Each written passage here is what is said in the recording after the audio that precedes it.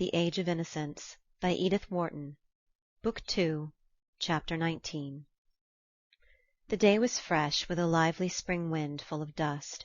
All the old ladies in both families had got out their faded sables and yellowing ermines, and the smell of camphor from the front pews almost smothered the faint spring scent of the lilies banking the altar.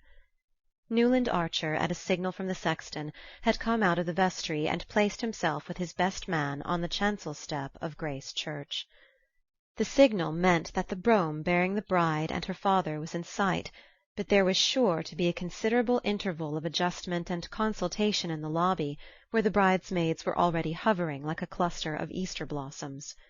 During this unavoidable lapse of time, the bridegroom, in proof of his eagerness, was expected to expose himself alone to the gaze of the assembled company, and Archer had gone through this formality as resignedly as through all the others which made of a 19th-century New York wedding a rite that seemed to belong to the dawn of history. Everything was equally easy, or equally painful, as one chose to put it, in the path he was committed to tread, and he had obeyed the flurried injunctions of his best man as piously as other bridegrooms had obeyed his own, in the days when he had guided them through the same labyrinth. So far he was reasonably sure of having fulfilled all his obligations. The bridesmaids' 8 bouquets of white lilac and lilies-of-the-valley had been sent in due time, as well as the gold and sapphire sleeve-links of the 8 ushers and the best man's cat's-eye scarf-pin. Archer had sat up half the night, trying to vary the wording of his thanks for the last batch of presents from men friends and ex-lady-loves. The fees for the bishop and the rector were safely in the pocket of his best man, his own luggage was already at Mrs. Manson Mingott's, where the wedding breakfast was to take place, and so were the travelling clothes into which he was to change, and a private compartment had been engaged in the train that was to carry the young couple to their unknown destination, concealment of the spot in which the bridal night was to be spent being one of the most sacred taboos of the prehistoric ritual. "Got the ring all right?" whispered young van der Luyden Newland, who was inexperienced in the duties of a best man and awed by the weight of his responsibility. Archer made the gesture which he had seen so many bridegrooms make. With his ungloved right hand he felt in the pocket of his dark grey waistcoat, and assured himself that the little gold circlet, engraved inside, "Newland to May, April, 187 ," was in its place. Then, resuming his former attitude, his tall hat and pearl-grey gloves with black stitchings grasped in his left hand, he stood looking at the door of the church. Overhead Handel's march swelled pompously through the imitation stone vaulting, carrying on its waves the faded drift of the many weddings at which, with cheerful indifference, he had stood on the same chancel step watching other brides float up the nave toward other bridegrooms. "How like a first night at the opera!"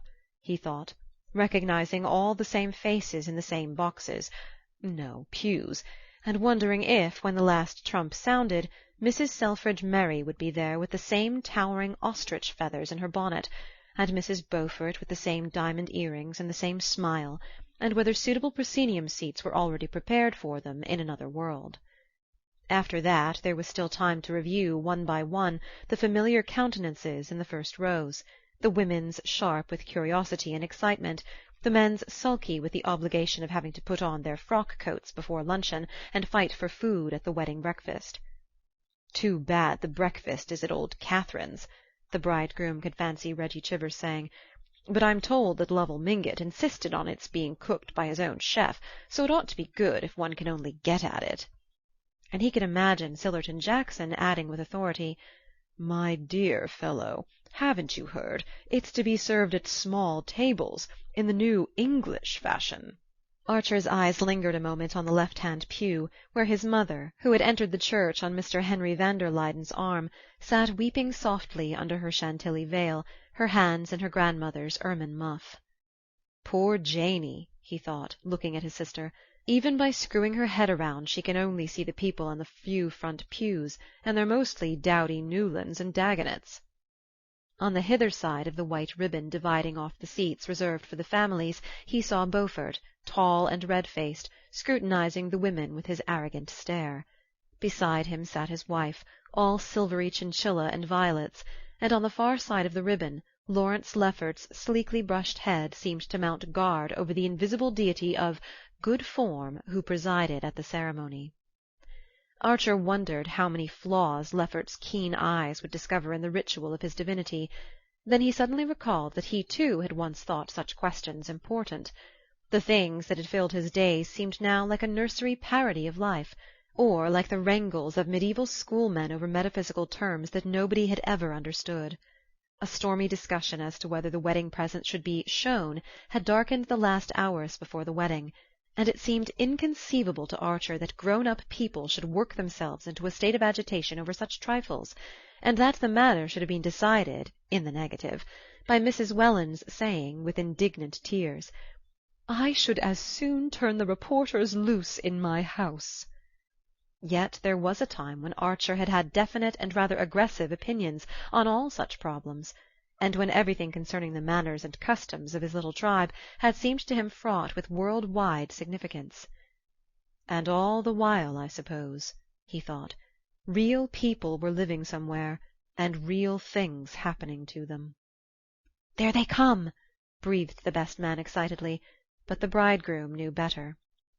The cautious opening of the door of the church meant only that Mr. Brown, the livery-stable keeper, gowned in black in his intermittent character of sexton, was taking a preliminary survey of the scene before marshalling his forces. The door was softly shut again, then after another interval it swung majestically open, and a murmur ran through the church. The family! Mrs. Welland came first, on the arm of her eldest son.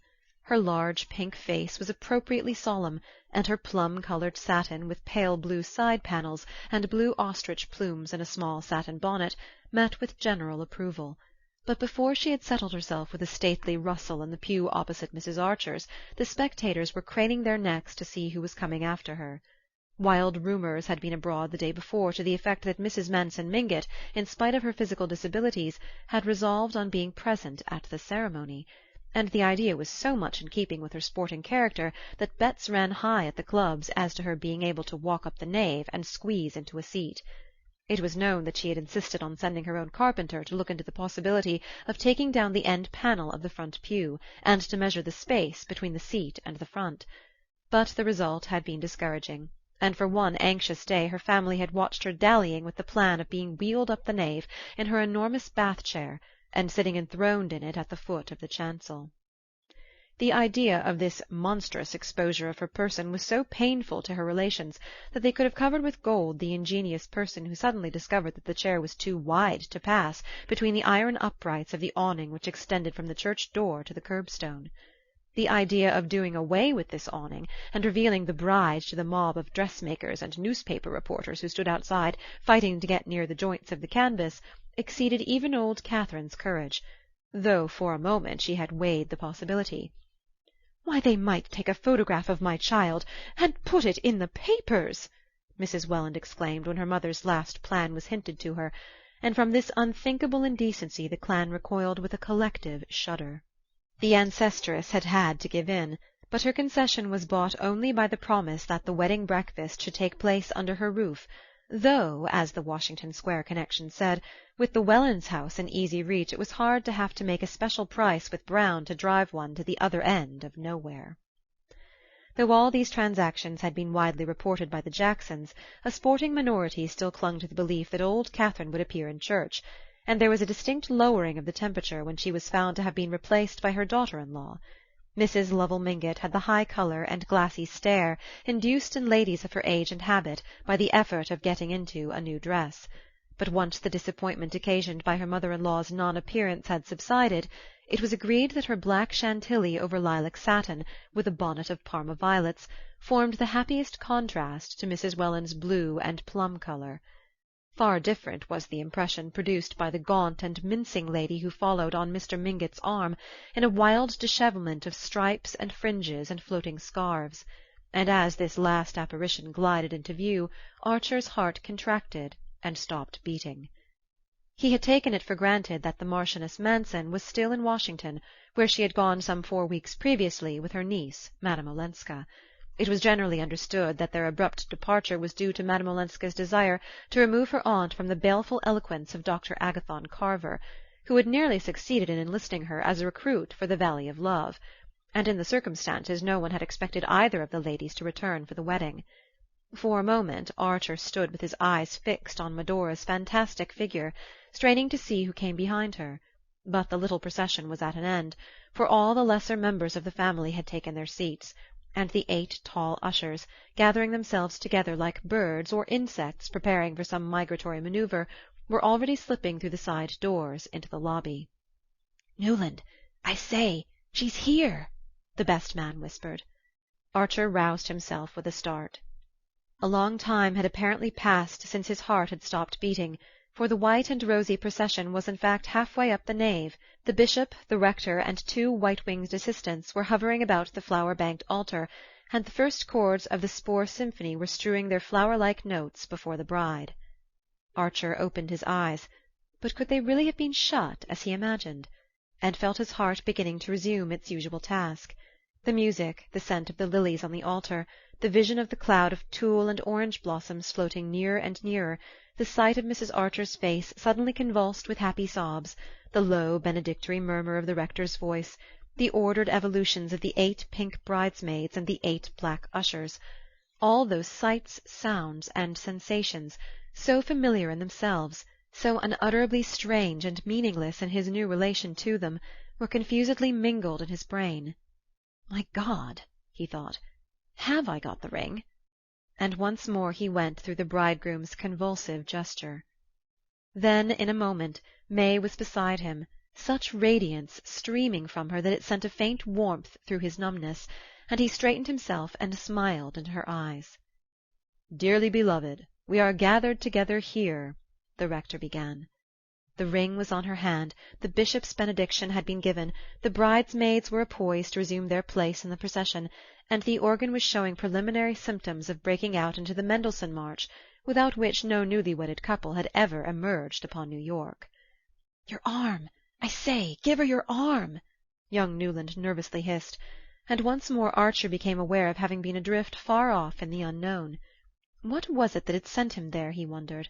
Perhaps the glimpse, among the anonymous spectators in the transept, of a dark coil of hair under a hat, which, a moment later, revealed itself as belonging to an unknown lady with a long nose, so laughably unlike the person whose image she had evoked that he asked himself if he were becoming subject to hallucinations. And now he and his wife were pacing slowly down the nave, carried forward on the light Mendelssohn ripples, the spring day beckoning to them through widely opened doors, and Mrs. Welland's chestnuts, with big white favours on their frontlets, curveting and showing off at the far end of the canvas tunnel. The footman, who had a still bigger white favour on his lapel, wrapped May's white cloak about her, and Archer jumped into the brougham at her side. She turned to him with a triumphant smile, and their hands clasped under her veil. "Darling," Archer said, and suddenly the same black abyss yawned before him, and he felt himself sinking into it, deeper and deeper, while his voice rambled on smoothly and cheerfully. "Yes, of course, I thought I'd lost the ring. No wedding would be complete if the poor devil of a bridegroom didn't go through that. But you did keep me waiting, you know. I had time to think of every horror that might possibly happen." She surprised him by turning, in full Fifth Avenue, and flinging her arms about his neck. "But none ever can happen now, can it, Newland, as long as we 2 are together?" Every detail of the day had been so carefully thought out that the young couple, after the wedding breakfast, had ample time to put on their travelling clothes, descend the wide Mingott stairs between laughing bridesmaids and weeping parents, and get into the brougham under the traditional shower of rice and satin slippers. And there was still half an hour left in which to drive to the station, buy the last weeklies at the bookstall with the air of seasoned travellers, and settle themselves in the reserved compartment in which May's maid had already placed her dove-coloured travelling cloak and glaringly new dressing-bag from London. The old Dulac aunts at Rhinebeck had put their house at the disposal of the bridal couple, with a readiness inspired by the prospect of spending a week in New York with Mrs. Archer, and Archer, glad to escape the usual bridal suite in a Philadelphia or Baltimore hotel, had accepted with an equal alacrity. May was enchanted at the idea of going to the country, and childishly amused at the vain efforts of the 8 bridesmaids to discover where their mysterious retreat was situated. It was thought very English to have a country house lent to one, and the fact gave a last touch of distinction to what was generally conceded to be the most brilliant wedding of the year.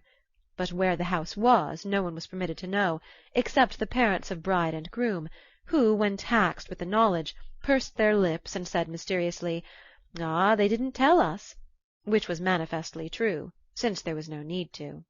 Once they were settled in their compartment, and the train, shaking off the endless wooden suburbs, had pushed out into the pale landscape of spring, talk became easier than Archer had expected. May was still, in look and tone, the simple girl of yesterday, eager to compare notes with him as to the incidents of the wedding, and discussing them as impartially as a bridesmaid talking it all over with an usher. At first Archer had fancied that this detachment was the disguise of an inward tremor, but her clear eyes revealed only the most tranquil unawareness. She was alone for the first time with her husband, but her husband was only the charming comrade of yesterday. There was no one whom she liked as much, no one whom she trusted as completely, and the culminating lark of the whole delightful adventure of engagement and marriage was to be off with him alone on a journey, like a grown-up person, like a married woman, in fact. It was wonderful that, as he had learned in the mission garden at St. Augustine, such depths of feeling could coexist with such absence of imagination. But he remembered how, even then, she had surprised him by dropping back to inexpressive girlishness as soon as her conscience had been eased of its burden, and he saw that she would probably go through life dealing to the best of her ability with each experience as it came, but never anticipating any by so much as a stolen glance. Perhaps that faculty of unawareness was what gave her eyes their transparency, and her face the look of representing a type rather than a person, as if she might have been chosen to pose for a civic virtue or a Greek goddess. The blood that ran so close to her fair skin might have been a preserving fluid rather than a ravaging element, yet her look of indestructible youthfulness made her seem neither hard nor dull, but only primitive and pure. In the thick of this meditation Archer suddenly felt himself looking at her with the startled gaze of a stranger, and plunged into a reminiscence of the wedding breakfast and of Granny Mingott's immense and triumphant pervasion of it.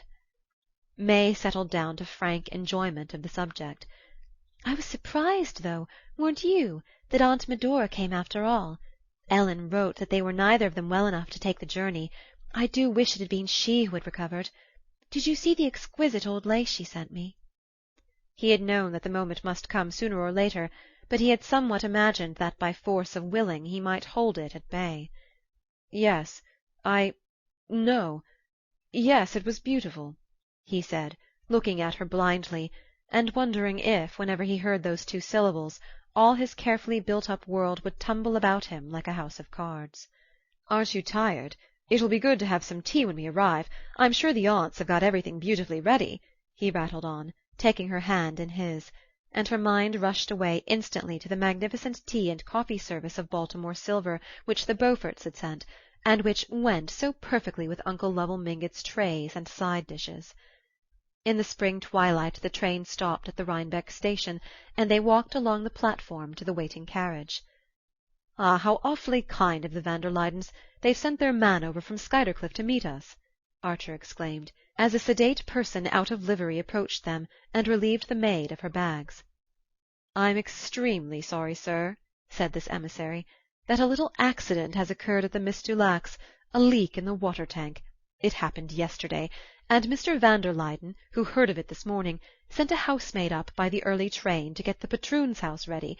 It will be quite comfortable, I think you'll find, sir, and the Miss Dulacs have sent their cook over, so that it will be exactly the same as if you'd been at Rhinebeck." Archer stared at the speaker so blankly that he repeated in still more apologetic accents, "It'll be exactly the same, sir, I do assure you," and May's eager voice broke out, covering the embarrassed silence, "the same as Rhinebeck, the patroon's house, but it will be 100,000 times better, won't it, Newland? It's too dear and kind of Mr. Van der Luyden to have thought of it." And as they drove off, with the maid beside the coachman, and their shining bridal bags on the seat before them, she went on excitedly, "Only fancy, I've never been inside it, have you? The Van der Luydens show it to so few people. But they opened it for Ellen, it seems, and she told me what a darling little place it was. She says it's the only house she's seen in America that she can imagine being perfectly happy in." "Well, "That's what we're going to be, isn't it?" cried her husband gaily; and she answered with her boyish smile, "Oh, it's just our luck beginning, the wonderful luck we're always going to have together." Chapter 20